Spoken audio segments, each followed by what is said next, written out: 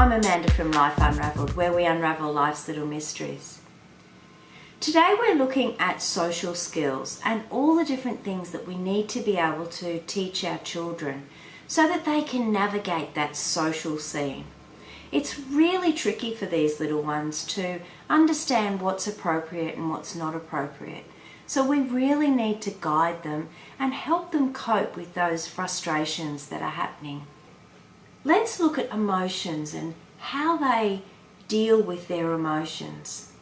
Now, 4-year-olds are notorious for being frustrated and temper tantrums and trying to manipulate everything around them. So what we want to do is we want to keep a very consistent approach with them so that they understand where the bar sits, what's appropriate, what's not appropriate, and what are the consequences that are going to happen from that. The best thing you can do is keep a very even voice and give them time to work through their emotions. So let's look at how can we help our children solve social problems. Now, one of the things that I found was really great when my kids were growing up, and I've seen it happen again and again with families, is that a situation happens and everyone reacts to the situation, and then after that you actually sit down with the child and say, what could we do better? Sometimes making a puppet show of it is a great way for them to work through that social problem. Sometimes it's setting up your toys in that situation and you playing beside them and you showing them what are some of the different ways that you could cope in that situation. What should you do and what can you do in that situation? So for instance, say we've got 2 kids are playing with a toy that they love and one doesn't want to share. Now, sharing is really hard for a 2-year-old. Sometimes it's okay for a 3-year-old, but it is really difficult for a 4-year-old. So the 4-year-old's sitting there, they're both sitting there and playing, and they both want the same toy, and one grabs it off the other one, and the other one starts punching the other one, and they're having a whole big, huge fight. At that time is not the time to be talking to them. They need to calm down, they need to be settled, and then you can discuss what's happened. So make sure that they separate, give them time to calm down, and then when they're calmed down you can say, right, are you ready to talk about it? And they'll say no or maybe. But even if they say no, you say, well, we need to talk about this. I don't like the way you were behaving. You need to share. Sharing is when you let other people have a go and then you'll have a go again. And explain it to them so that you know definitely that they understand what the meaning of the word is. Even if you have said it 10 times before, it's still important that at that specific moment in time you explain to them. Now, when they're in the height of the fight or the height of the argument, children will only hear the first 3 words that you actually say. Now, that may seem absolutely extreme, but it's not. They really don't listen to the ramble. They only listen to the first 3 words. So if you say, now dear, could you, you've lost them. So you need to say things like, stop, think. Is that what you want to do? Is that the right thing to do? So you've got their attention by saying stop and think. That's what they're doing. So they're the action words that you're using. Once you've got those action words done, then you can explain, give them a question. So they have to think about what they're doing. Is that how we behave? Now, if they're really not getting it, set up a little situation where your toys are fighting over each other, or two Lego men are fighting over a Lego car. And you could say to them, oh, well, what should this Lego man say? And what should this, you be this man and I'll be this man. And you can sort of work out that situation together. And if you work it out together, what you'll find is that you can brainstorm different ways to react to it, and they will more than likely start to do those play acting and start to work out that what is the best appropriate action in that situation. Now you might seem, oh, that's so much, why can't they just do what they're told? And look, I agree. Sometimes I wish that they would just do what they're told and it would make life a lot easier. But kids really learn through play.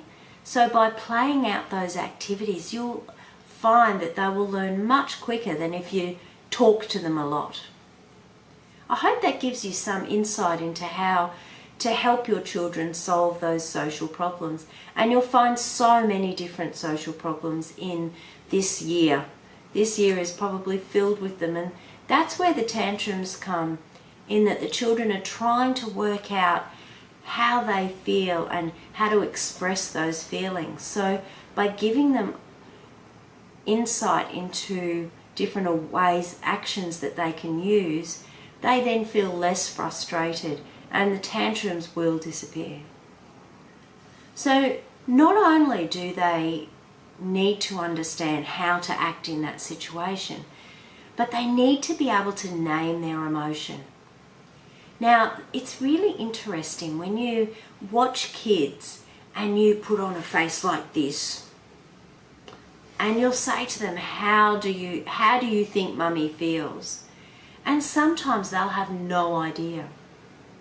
So they now have a very good grasp of the English language by the time they're 4, or in the language that they speak. So they have a good grasp of that information. Now is the time to give them the language that goes with the emotion. So if they're screaming and ranting and raving, you can say, you feel angry at the moment, or you feel frustrated at the moment. So you're putting a word to their action.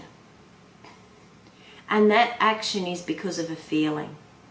Or if they're crying, you could say, do you feel sad at the moment? Or you could maybe even show your face and, be really bright and happy. Oh, mummy's so happy at the moment. Is Jacob happy? And so you sort of put it onto them, and then they can work out what the words are that they need to use for those emotions. And don't use just words like happy, sad, angry. Maybe you can start using words that are a little bit more developed, like frustrated or furious, maybe even delighted. And by using this language, that gives them a little bit more breadth in their understanding of emotions, and it gives them more words that they can then describe to you how they're feeling. Now, what comes with understanding emotions is also understanding emotions of others. So they need to be able to look around and see how people are feeling, read people's body language. Now that's really hard to do, to read the body language, but it's really an essential skill. Not only should they be able to read people's body language, but start to teach them the body language of dogs and cats, because invariably they will be presented with dogs and cats. They'll go over to someone's house and they'll have a dog, or they'll go over to someone's house and they'll have a cat. They may even have guinea pigs. And so you need to teach children what's appropriate and how to read the body language of those animals.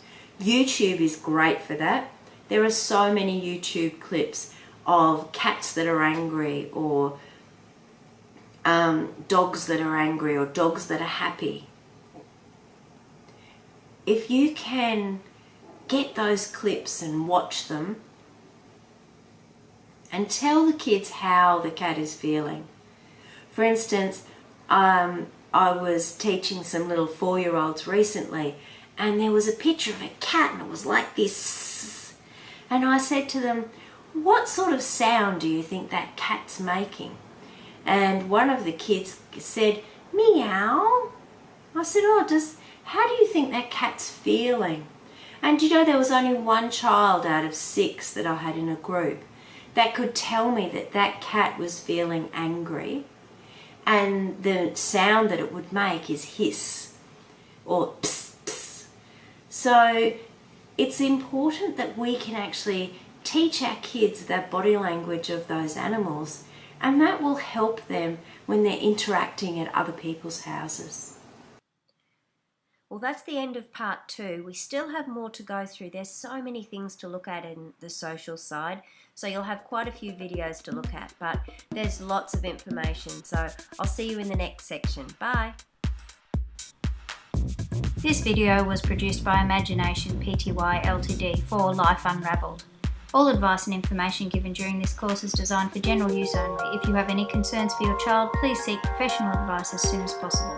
For terms and conditions, please see website www.lifeunravelled.com.au.